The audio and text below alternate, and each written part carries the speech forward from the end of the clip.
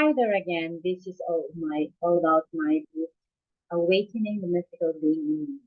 So I just want to read part of this book. So this book is dedicated to my God and my Dadaya spirit, to my parents, Boy and Unsing, to my children, Fox and Chubbs, and to my siblings, to my profession and my students, to Grace and the universe. So in the first part, my book is also dedicated, and it also wants to point out that this product of joy, this book is a product of joy, of sorrow, of uh, secret, and of love. So it is also for Edwin and Arlene, who kept me grinding in my sacred space as I was writing this book. This is also for Dr. Grace Odal Devora and Miss Minnie Gavino, who keep me searching for my soul, for Dr. Esmeralda Sanchez for her ceaseless and sound advices, for Ibarzov, the moon handler of Costa Rica who keeps me fencing, for Daddy and Mama, for my siblings, for Christopher and Christiela, and for Maha.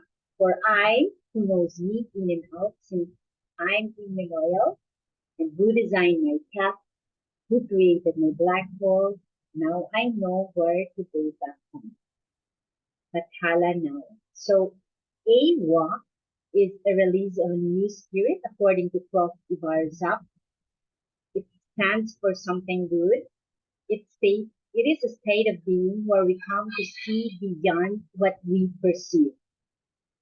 So this book is also inspired by the Mutya consciousness of Professor Grace Odal Devora, UP, that that she said that Mutya is the all-inclusive feminine energy where one is able to embrace all, leading to his or her divinity. In my case, I was able to define the Daya, and I was able also to localize the Mutya consciousness of Grace Odal, and that the Daya is the summit where we experience total liberty and that we become very light, like flying into the infinity, bearing all the unbearable lightness of you.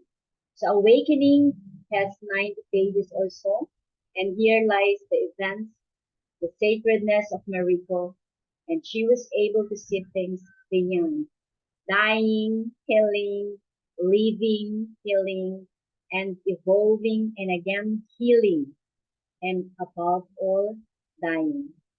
So thank you very much for the people who made me realize this big dream. So I also want to thank my coach Jonas Dupo, and what he said about my book is that the book Awakening the Mystical Being in You brought me to a different world. It allowed me to travel another dimension that I never thought would exist. He also said that it was so beautiful, profound, and reflective. In this book, I learned that we are not just a physical being, but a spiritual being who can do more things beyond what we can see and hear. He said that this book is another favorite little shelf, and he highly recommends this book for those who want to think out of the box. Okay, so Professor Grace Odal Devora from UP, my UP mentor, wrote the foreword of my book. And she said that,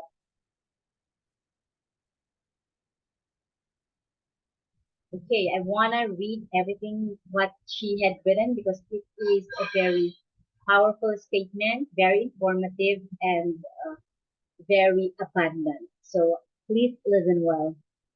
Grace said, the initial title of this book was Awakening the Supernatural Within You.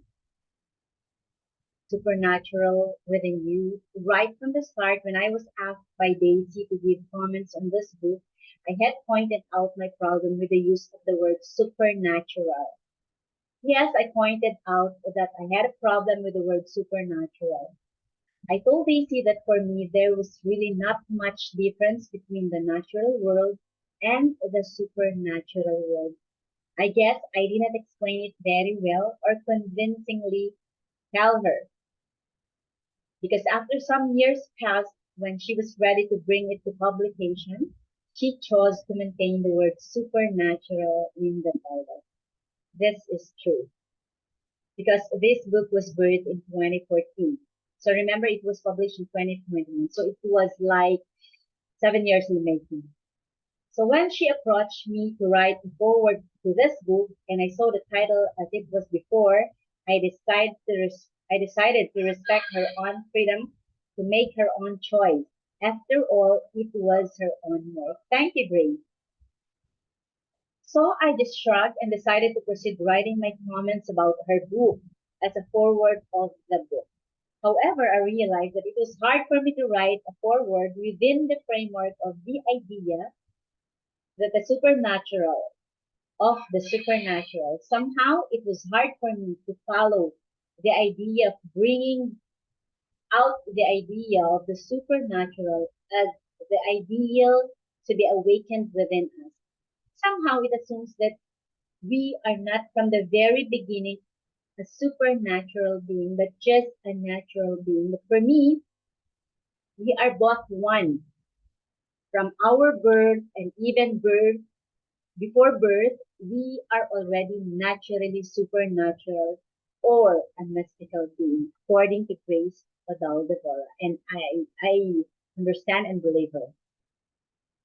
I happen to come from a paradigm shift, a paradigm which believes that the natural is in fact natural, that the human being was born a naturally supernatural being, and that this supernatural being of the human being was just lost in the process of getting enmeshed and immersed into the physical world as he journeys through life. I believe that the more he gets so focused and deeply involved in the physical natural world, the more he loses the sense of the supernatural dimension. So the more I think about it, the more I realize that my difficulty and the problem appear to arise in the usage of the word supernatural. Okay, so not so much in the mystical aspect in the usage of the word supernatural. The problem appears to be on the level of connotative and implied meanings rather than the literal meaning of the supernatural world. So sorry, Grace, I didn't think about it. That you had a little bit hard time in in writing my foreword. True, there is mystical, spiritual sense of life, the supernatural dimensions of natural life. I don't deny. But the word supernatural appears to imply that the natural appears to be a higher principle than the natural and the physical.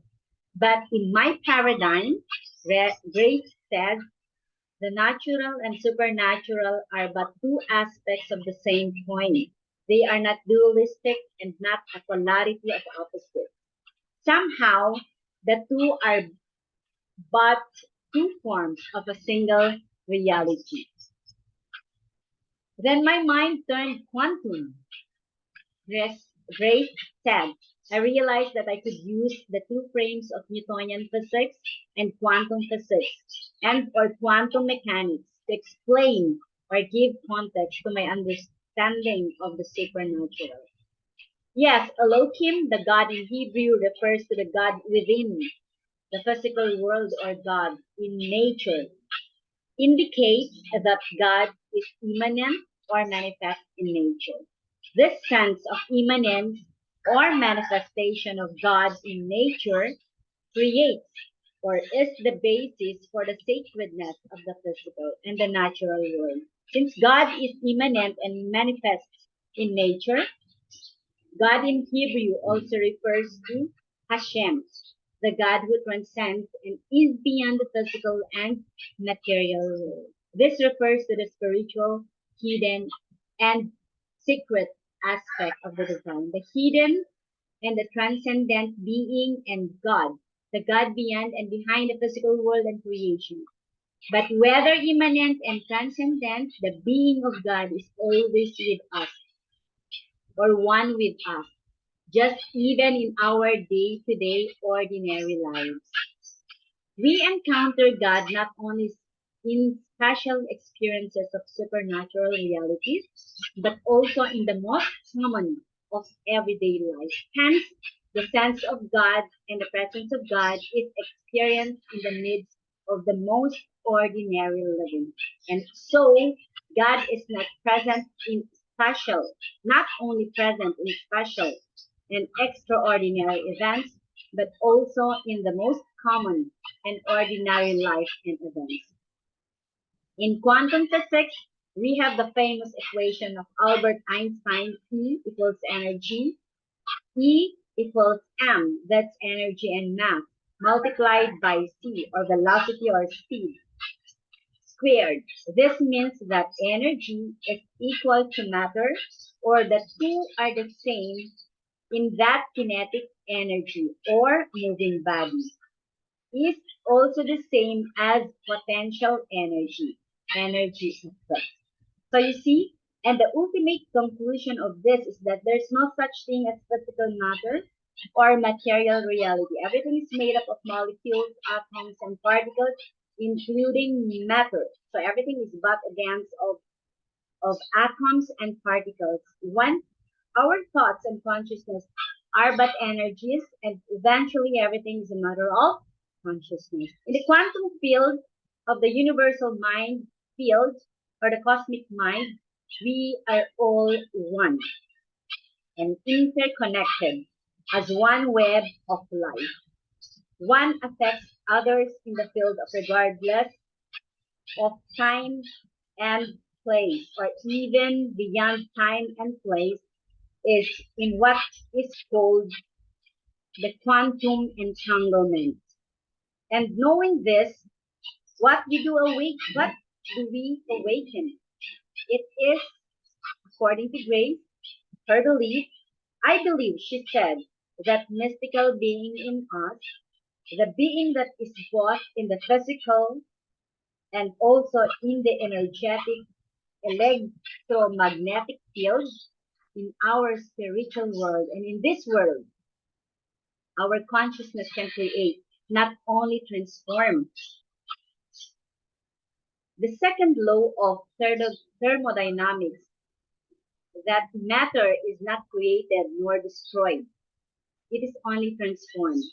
But in the works of Einstein, it is also possible that by the power of our creative thoughts and focusing of the mind, we create and manifest those ideas and thoughts into our physical reality and world. Our consciousness can create and manifest something positive or negative. We have the choice to create positive thoughts through our consciousness and vibration, or to be destructive through our negative consciousness and vibrations. For in the quantum level, everything is but vibrations. Our minds, intentions, and vibrations create through the power of our magical connection to the quantum field, which appears to be the supreme divine mind. So let us awaken this magical, mystical being that lies between and both the physical and the spiritual world. The being that I call in my doctoral research for 16 years, the Mutya, the divine spark within, or the divine light within, as revealed by the metaphor of the blue pearl, or the seed of divine consciousness within.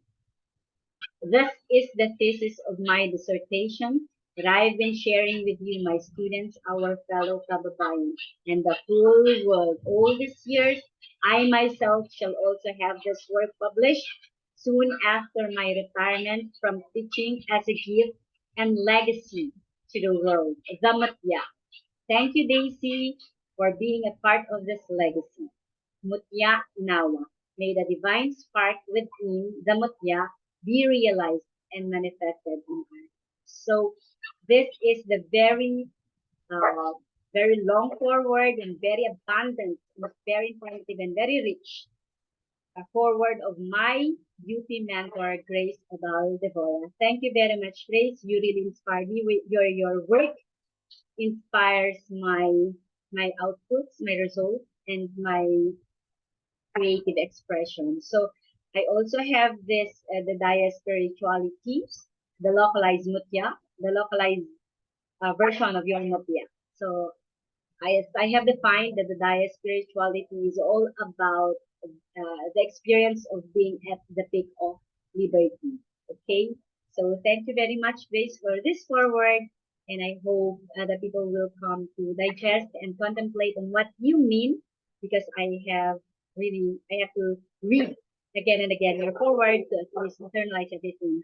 Thank you, and God bless us all.